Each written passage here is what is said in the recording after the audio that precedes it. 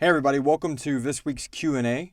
I just want to first off say this is the most responses we've gotten in a Q&A episode yet. So if we didn't get to your response in the video, please go find where you posted it, and there has been a written response given by a comment. Just a reminder, if you want to make sure that you prioritize your questions, just $1 a month on our Patreon gets you exclusive access to have your questions asked and put first. Yes. And with that being said, spoilers. Let's get into it. And our first question comes from Patreon, from Don Watkins. Did Doc murder Molly in order to recruit Johnny? That's for you to decide. No, we thought a lot about spelling that out or leaving it ambiguous. So I can only speculate on it as a listener and not really as a creator. Because as a creator, and not just pulling something over your eyes to get out of a hard question, we don't know.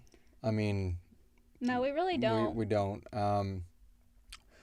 I think, based on what Johnny had said about Delia, that if he wanted to do that he wouldn't have found Molly's body. That's what I think personally. That doesn't mean Doc didn't do it. I'm not saying that Doc didn't do it. I'm just saying I think Doc would have taken her body and maybe left a piece of it, like a decayed piece or something, like Texas had gotten to it more. I don't know. And with the minions and stuff he has working for him by that point, I don't think he's that sloppy. You don't think he's that sloppy? Yeah, because, I mean... Or that manipulative to plan that? And not trying to defend my fictional self, but I don't think Johnny's that stupid. Why are you here? When he's on the porch later in the episode. Mm-hmm. I think that the time we didn't see, when he's ripping her open and checking all of her organs and shit, I think he realizes at that point it's not a foul play job. Yeah, I think he would have realized if there was anything. But, at the same time... Doc could probably do something that to somebody just bending over by the creek and him peeking out from the bushes, click, and she falls into the water. You never know. No. So, sorry, there's no definite answer to that one. No, there's not. So, our next question comes from Duncan McPherson. Cool to find out Johnny was an abolitionist. Maybe he's not all bad. Do you think there's a chance for a redemption for Johnny? Not at the moment. He's kind of dead. No, I don't know. What do you think? Let's say if he wasn't pinned to the ground with an axe through his sternum. I think he's been trying to be this whole time. So I don't know if there's The whole time? Not the whole time. Just maybe this season. Just maybe this season and him moving forward with Joey and that kind of stuff. Of him trying to change the way Sirenicide is going and that kind of thing. So I think he's been slowly trying to take steps towards it, but I don't know if we'll get or even if there is a chance to have that scene, that redemption scene written out for everyone. Well, the other thing to keep in mind is what I like about this question in particular is it really brings up the fact that he was a good person. He wasn't like Eddie. He wasn't like Nancy. And he wasn't even like his fellow countrymen of the time. Researching the episode, I was like, okay, I want to make Johnny an abolitionist, but how many Texas abolitionists was there? There's actually quite a few versus Mississippi, Louisiana, and Alabama and Georgia, where it was there were still some in there, but there's a lot more in Texas. And I think that's because Texas was just more of a frontier state. Yeah, at that time, that would make sense. They're just more worried about not getting killed by Indians or dying of some awfulness than owning people. I wasn't there. And this next question comes from Sarah Bushyhead. How did you prep for an emotional scene of finding Molly? Also, what made you decide to have Johnny's backstory take place during the Civil War? Brilliant episode, one of my favorites so far. Thank you. Yeah, appreciate the compliment, fellow metalhead.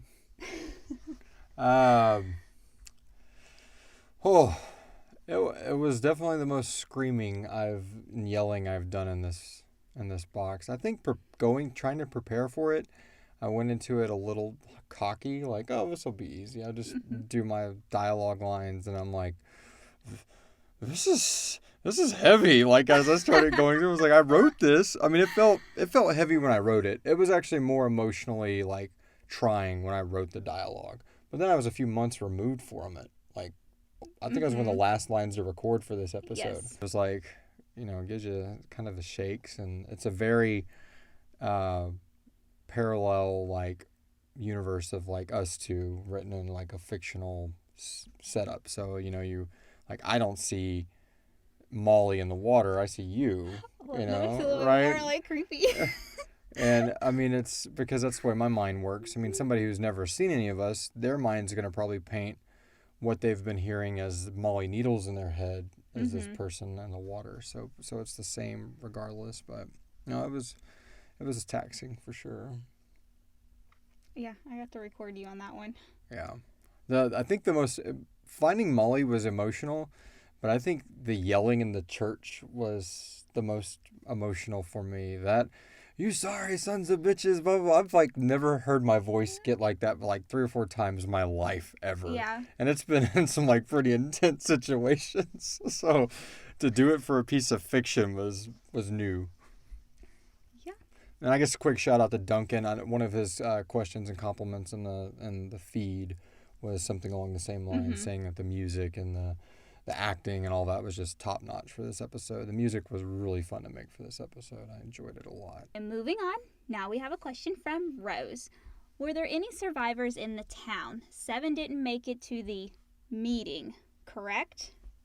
Out of the 7, I think it was 7 or 8. I can't remember the number off the top of my head, but those were the first houses that Johnny blew up in the background. Yes. That was the Hodges and the Smiths. I can't remember the other names right off the head. George Smith and his family. Yes. Yeah. So Agnes's family was the first house, and then the Smiths. The only survivor is Wilbur McMakin, and he's a trapper, a drunk that's just like barely ever in town except for when he brings in his squirrels and his foxes and when he's caught, and then he goes back out to the woods and sleeps and hunts. He doesn't really have a house. So he's the only survivor of this whole ordeal. We'll see what we do with him in the future. All right, our next question comes from Duncan McPherson. How did Doc end up in Morstan area? What are the odds he'll find Johnny? I guess Doc stumbled upon Johnny during the Civil War in a different state. Why was he there? If he roamed the earth for 3,000 years, did he start in Europe? Is he drawn to people that flow with the luminescence? And also on that note, Maya asked a very similar question with, how did Doc originally catch wind of John? All right, so it's a lot to take in at once. So let's backtrack a little bit. So in the episode, we find out that Doc is in Pennsylvania at Gretchesbury, which is our Gettysburg, and Johnny is part of the Texas Regiment, working for underneath John Bell Hood, who's referenced in the episode too. But anyway. So, there's a lot of historical research put into this episode. So I'm assuming Doc, and this is pure assumption, none of this is canonical, so take it with a grain of salt. But I'm assuming Doc had been roaming the fields of the Civil War. The Civil War had been going on for a little bit by this point. And he's taking bodies and harvesting them, taking soldiers that are wounded, probably fixing them up enough to put as acolytes. But at this point, there's no scarification. And I think that he was out on the battlefield, and he probably can look out there. I always kind of imagine all like Cerebro, like what Professor Xavier wears, like when he puts that thing on, and he can see his little balls of light, and certain mutants are brighter than the others. Kind of like that, just like he can look out, and certain people, everybody's got a little bit of a gift in them. But then there's this blaring light coming from this battlefield miles away, and he has to get closer to it and closer to it. So you're very correct. I feel like he's pulled to this luminescent light. And when he gets there, he sees it's all coming from this one man. And in 3,000 years, he's never seen it this bright. So he had to have it. And he's very upfront with them. I have to watch you work. And he studies them. He probably, before he walked in the tent, he went around asking, who's that doctor in there, if you don't mind me? And, oh, he saved General Hath. And he's doing this and this. He's, from Texas, from Oakside. And he probably started doing his research before. He might even, approach John maybe saw him in a previous battle. We're not sure, because I don't think he would have just walked in that tent just on curiosity's sake. I think he would have studied him, because we know that Doc's a tactician, a master manipulator. Yeah, I mean, that's the same way he did with Nancy. Yeah. He already knew, like, He what stalked her she at those was parties. doing and knew her heart's desire at that time and that kind of stuff. So, and why wouldn't Doc be at a war? Right. And that is, speaking of, that's the same Doc from Nancy's New Aurelius episode. Yep. So that's Kevin Crowe voicing Doc for the second time. So that was really cool. And he talks about selling those mansions and all that stuff. Yeah. So now he got Nancy what he wanted out of New Aurelius. He doesn't need it. And there's not a whole lot of point in building hives in New Orleans. I'm pretty sure they would flood. Yeah, probably. Or New Aurelius, sorry. And Maya asked another question. This is clearly before Johnny knows what he's doing entirely, but he is still extraordinary. When did he develop his abilities? Is he human? How did he have powers in the first place? Was John Collins his initial self? That's a lot. I think he's always known he's a very gifted healer. Like that there's something about him, but I think he akins it to God. I really do. Before all this episode, I think that he just thinks that the power of the Lord is working through him and those kind of things, because that's the time. Yeah. I mean, he's a very smart, doctor of the frontier, and he's cured the town. We know that, and there's no telling how many kids or pregnant wives or sick animals and things have been brought across him before he went to the Civil War, that he is just each time miraculously. He strikes me as a doctor has like no mortality rate on his treated patients and stuff like that. I really think that shines through in this episode when he comes back to the town and one of the background characters was like, "Oh, thank the Lord, Dr. Collins is back." Like something along those lines. You have all that rumbling in the background of it. Yeah, I mean, he's wearing a black coat and all evil, looking with his hair down and a hat, and they're still like, "Oh, cool, thank God. We'll put up with the new style. Just keep us safe." He's definitely human, though. He is a product of a life engine. Yeah, so he was born. Yeah, he was born. Every now and then somebody is born with something that just makes them crippled from the get-go in real life. And I think that some people are born with extraordinary skills in real life, too, and this is just taking it to a fictional element. Yeah. And as far as if it was his original self, I think that's going to be clued in a lot more as Molly starts uncovering more of who she is and was and all that in future episodes. So stay tuned on John Collins being the first iteration of Johnny. Teaser. Now we have a question from Bill Armentrout. I know it was mentioned in an earlier episode, but how did Johnny bring back Molly if she was too far gone when he found her? So the episode he's referencing is season 2, episode 9, Molly Needles. Mm-hmm. And that's the episode where Margaret Sharp is crawling out of her car accident on December 7th, 2000.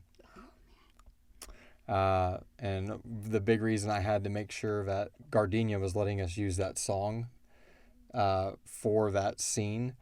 So I had to make sure when did that album release, which was in 2000. What month did it release? So I had to make sure that it'd be something like relevant. Her musician boyfriend would be jamming through the radio when they're driving. Like it's probably like, "Oh, this new album's out. It's so good. I'm going to play it over and over and over." So it just happens to be playing whenever he catches the reverb. Yeah. If I remember correctly, in that episode, the mini episode, he catches it right when the track changes. I think it's another song, and then it's like, da-na-na-na-na. So that was the whole reason that I had her pass away at that point in time. Molly Collins, who, as we find out, is the love of his life, all he thought of, and then he comes across Margaret Sharp. Yeah. Who he then names Molly. Molly.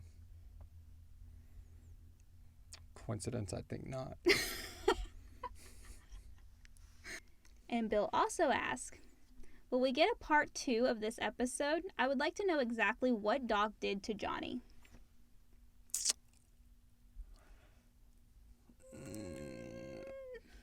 maybe. I don't ever want to say like no. Like Now, that's never going to be explored. With our but... show, I've told a few people who want to hear more about like, oh, when's there going to be a second Shutter Love, or are we ever going to learn more about Yellow Eyes and these other things. Like nothing in our, oh man, my favorite character like died.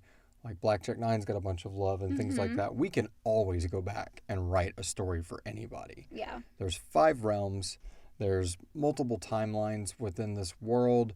There's so much stuff that would still like not feel like, oh, they just tacked that on so we would get something. So yeah, one day we could explore that avenue. I wanted it to be ambiguous. I didn't want it to be you're watching the slow metamorphosis from this kind care and doctor, as he put it, all the way to this guy just murdering everybody in his town, and not just like happily. I mean, he busts them all in the fire. But anyway, I don't think Doc did much to him. I really, if I have to guess, I would think he said, I can take you to a place where you can find Molly. Well, he's reaching out there and he can feel this presence, and then it's fleeting, and he's trying to connect to her through the augment, and through the dead realm, into hell, heaven, like searching all these little places that he's just now learning that he can even do all this. I think at that point, Doc's more of a mentor. But what I think Doc's doing is, those townsfolk shouldn't have done this to her. He already starts that on the porch. Mm-hmm. So imagine once they're in his mansion and Dietz Manor, in Galvez Island, way out in Galveston. So they're going through all this stuff, and I'm sure he keeps planting that seed. Me and you can be partners. We can do this, but you need to erase what you were and move on, that kind of thing. And I think that's, probably just his search. Imagine, he's like, you have all this power. You should, try to use it. I think when he does that to the town, that's his first time killing as Johnny Stitches, but I think that's his first time, like, just massacring as Johnny Stitches. Like, I would assume that probably with all the new power or knowledge that he's been getting with Doc, that he has just gone kind of mad almost, like in his search and how to make this tour would never happen to him again. The other thing about the situation is he kills the women, children, everybody, catches them all on fire in this gruesome fashion, like I just said earlier, but he justifies it, saying, you hung these people from these trees, basically talking about Indians, and when they freed slaves, they didn't give them homes, and that he's trying to make it their fault while they're dying, and it's not their fault. They're just being their frontier town. I mean, he's trying to justify saying that they're bad people, exactly. Like they deserve this almost. And all this is happening around this center tree. I guess it's like right there outside of town, and that's the Wailing Tree from the episode where Dallas Kenny and I can't remember the girl's name right off the top of my head. I remember Miss Brownwell voiced her, but she goes through and she's talking. They start hearing all these voices, and then she gets jerked up by this invisible noose. Mm-hmm. And I feel like the way Johnny took that town out, it didn't make all these people some benevolent spirits. It's the opposite. It's like this malevolent force wrapping this tree and taking out anything that comes into that area. So the Wailing Tree was just a sample of where Oakside used to be. Yeah. And that's canon now. I'm not spoiling anything because the story's out. Last question comes from Maya. Where was Molly from, and how did John meet her? What do you think, Evan? I don't know exactly where she was from, probably more up north. And then the town said, please come down here and educate our children. We'll help pay for your food and your board and, all that kind of stuff, to bring this teacher in to teach all the children. And then what better couple than the teacher and the doctor of the town that gets together? Very educated individuals. Yeah. The way I imagine it, I think, John is a very young doctor at this point, and Miss Sweeney comes into town. That's her maiden name. In case you're wondering. Yeah, in case you're wondering.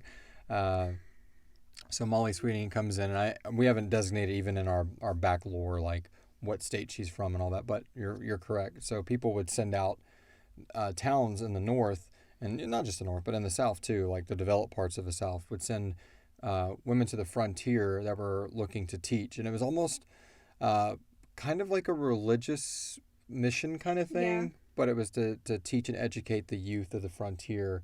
And you would have to room and board these women, and make sure that they had all means necessary, and they still got payment. So it's actually, for someone who didn't just want to be a housewife or, something like that, that actually wanted to explore, and it was a lot of, and that's Molly, just an outgoing woman, would go out and experience something like this. Now, of course, sometimes Indian raids and revolts and war doesn't really end the best all the time.